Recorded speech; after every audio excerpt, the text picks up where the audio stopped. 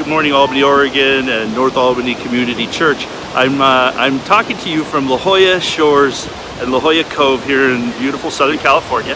And I just wanted to stop in and encourage you today in some of the things that God might be doing in your life. You know, in the Psalms, we're reminded that God's really powerful all throughout the Psalms, but especially in Psalm 107, where the author tells us that he stilled the storms and he hushed the waves of the ocean.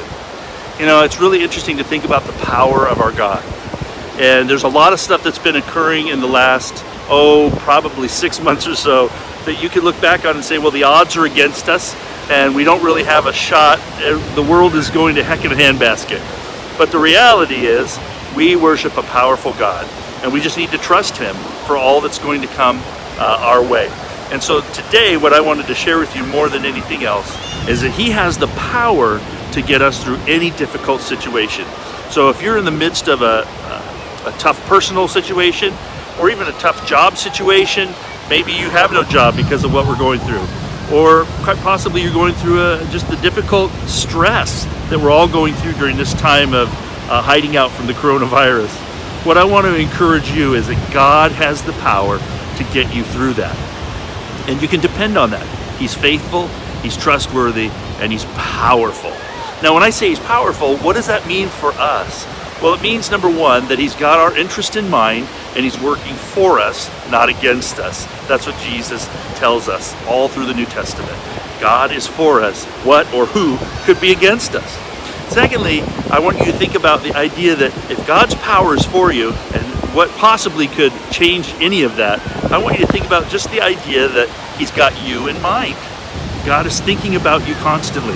In fact, a number of places in the Old Testament and in the New Testament, it tells us that he is roaming the earth looking for people who will serve him. He's looking for people who will stand in the gap, who will watch for his kingdom.